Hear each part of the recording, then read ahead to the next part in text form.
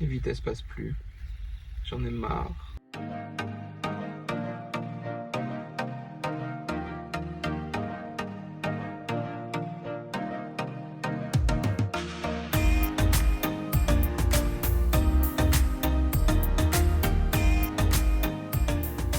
Bon, bah, comme vous pouvez le voir, on est à l'hôtel. Eh oui. Ça fait une semaine qu'on est parti et on est déjà à l'hôtel. Donc, dans cette vidéo, on va vous expliquer toutes les galères qu'on a eues avec le van juste avant de partir, pourquoi on a dû décaler notre départ et pourquoi les galères continuent. Comment on en est arrivé là.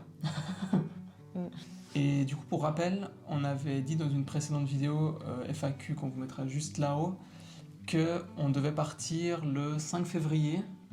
Et en fait, on avait déjà tout organisé avec notre sponsor, le Garage du Nord. On avait prévu un départ depuis chez eux, on avait prévu un apéro avec eux, avec peut-être certains de leurs clients et tout. Et 2 jours avant, on leur a dit désolé les gars, ça sera pour une autre fois. Du coup, Marie, raconte-nous. Bah, à la base, ça partait assez bien. Donc, si on se resitue, 22 janvier, moi je viens depuis Genève jusqu'à Martigny, du coup, juste vraiment pour charger le van, parce que comme ça, on s'est dit, on commence à remettre les choses dedans au fur et à mesure du temps. À la base, on voulait filmer une vidéo en vous montrant tout ce qu'on mettait dans le van. Au final, on a un peu eu la flemme, mais on la fera plus tard pour vous montrer tout ce qu'il y a dans le van. Et donc, je charge quasiment tout, genre une bonne partie de nos affaires dans le van. Et puis, je retourne à Genève en me disant, ok, dans 10 jours, on est loin, trop cool, tout se passe bien. Voilà, maintenant on arrive quelques jours plus tard, exactement 4 jours plus tard, le 26 janvier. Au moment de l'achat du van, dans le deal, c'était dans un garage, il devait nous remplacer la courroie de distribution. Déjà, on est allé le voir plusieurs fois, chaque fois ça allait pas. Une fois, il avait commencé à neiger énormément, c'était froid, le van ne démarrait plus, enfin bref, on a dû changer la batterie. Là, donc j'arrive, je lui amène le van pour qu'il nous change ça. En même temps, l'après-midi, je vais voir une personne que je connais parce que en Suisse, pour des véhicules de cet âge-là, tous les 2 ans, il faut faire un contrôle technique ou une expertise. Et nous, on s'était dit, peut-être qu'on peut essayer de repousser, parce qu'on connaît des gens. Finalement, on appelle, ils nous disent, ça va pas se passer comme ça, les gars. Donc en fait, on aurait dû repasser une expertise dans 1 an, donc on serait retrouvé, je sais pas... Au Pakistan. Très loin de la Suisse en tout cas. Et du coup, on s'est dit, il faut qu'on repasse l'expertise. Surtout que le van était en véhicule de livraison, et apparemment, en Europe, c'est interdit de dormir dans un véhicule de livraison, on peut se faire emmener au poste. Pas chaud. Ouais. Du coup, le lendemain, je retourne au garage, je leur dis, écoutez les gars, il faudrait essayer de le préparer pour l'expertise. J'avais réussi à avoir un rendez-vous le 28, donc le lendemain encore. Là, ils contrôlent, ils me disent oui, les phares c'est bon, les freins c'est bon. Par contre, c'est bizarre, t'avais pas des problèmes pour changer les vitesses? Parce que hier, quand on a voulu le sortir du garage après avoir changé la courroie, ça passait plus très bien. On a dû se mettre à 2, à tirer fort pour changer les vitesses. Du coup, c'est bizarre. Je lui dis non, ça allait. Du coup, bref, on passe la journée, et le lendemain, je retourne chercher le van. Pour aller à l'expertise. Avec des vitesses qui ne passent pas. Avec des vitesses qui ne passent pas. Du coup, là, on est le 28, on passe l'expertise. Non, on passe pas à l'expertise. On passe pas à l'expertise.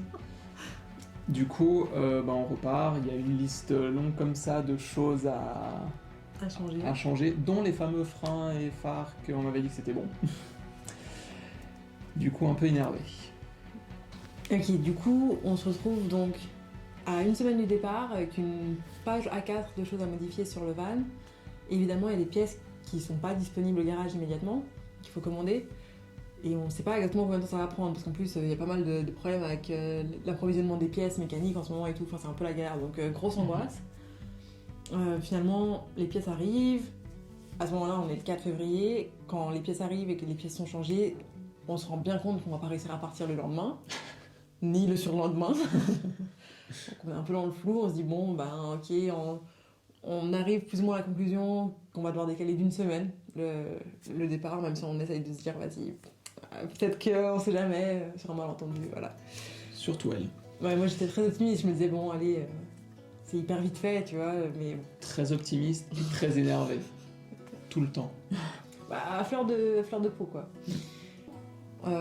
Finalement, genre 4 jours plus tard, le 8, on a rendez-vous pour passer la 2e expertise, donc le le nouveau contrôle technique pour prouver qu'on a fait toutes les modifs. Et donc là, ça passe, sauf une chose, mais on n'a pas besoin de repasser le contrôle technique, c'est juste on doit faire modifier et puis signer par un garage. Bonne nouvelle, on est content, on a réussi à passer le contrôle technique, on se dit que, allez, c'est parti, on va charger le van, on va remettre dedans tout ce qu'on avait enlevé. Moi, je reviens à Martigny, comme ça, à 4 bras, on avance. Et puis, on va pouvoir partir le lendemain, quoi, c'est trop bien. Ouais, sauf que le soir, on se parque devant chez moi parce que en attendant, j'ai mis toutes mes affaires chez moi dans un garage. Je vais pour me parquer, impossible de passer la marche arrière. Mais genre, impossible. Vraiment impossible, j'étais au milieu de la route, ça m'a pris, je pense, 3 minutes pour réussir à trouver le bon endroit pour la faire passer. Donc, qu'est-ce qu'on fait? Le lendemain matin, retour au garage. Donc, cette fois, on va chez notre sponsor, le Garage du Nord. On leur explique, ils essaient de regarder, et en fait, une des pièces qu'on avait attendues la semaine d'avant, en fait, il n'y avait pas besoin de la changer parce que les câbles des vitesses allaient très bien. Du coup, ça a pris encore 2 jours le temps qu'ils nous fassent les travaux, parce que évidemment, ils ont d'autres chats à fouetter que de s'occuper de nous qui arrivons à la dernière minute comme ça. Et puis, du coup, là, on arrive, on récupère notre van, les vitesses passent, plus ou moins. Plus moins que plus, hein, mais... Ouais, mais bon, on se dit, ça devrait tenir. On doit démarrer en deuxième idéalement, parce que passer de la première à la deuxième, c'est assez dur. C'est déjà un problème, ça, quand même. Certes. Deuxième, troisième, aucun problème. Troisième, quatrième, la quatrième gratte un peu, genre quand on passe, ça fait un peu comme ça. Quatrième, cinquième, pareil. On se dit, ça ira. Du coup, on prend la journée, on charge, on est le 11 février, on charge tout, on a déjà 6 jours de retard sur le planning. Marie est enfin contente de pouvoir partir. On charge tout. Arrivé le soir, 18h30 comme ça, 18h15 je crois précisément, on rentre dans le van pour partir. On met le contact, on se dit allez, un petit bisou puis on y va. On se dit enfin l'aventure. Et littéralement, mais comme dans un film, hein. On se fait un bisou et là, toutes les lumières s'éteignent. C'est-à-dire que là, tous les voyants que vous avez sur votre tableau de bord s'éteignent. Et donc là, on se dit ok, problème. Et donc on met le contact, il se passe rien. Évidemment, on essaie de démarrer, le démarreur réagit pas. Et du coup, panique. Grosse panique. On sait pas quoi Ascenseur faire. émotionnel. Ouais. Du coup, j'appelle mon père. On est encore devant chez moi. Mon père, par hasard, arrive pile au même moment. On ouvre le capot. Il essaie un peu de tirer sur les câbles de la batterie. Miracle, ça marche.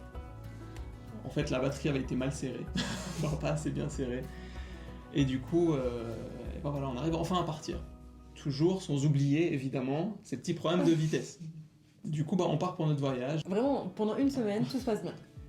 Pas de soucis, on a traversé toute la France pour aller en Espagne. Karim, il est en panique, il me dit, moi je suis sûr qu'on va passer la frontière, le van il va tomber en panne. Et moi je dis, mais non, mais c'est bon, ça y est, on est parti, tu vois. Tout le mauvais karma qu'on a pu avoir, on l'a eu avant de partir. Je sais pas ce qu'on a fait pour mériter ça, mais mauvais karma de fou. Ouais.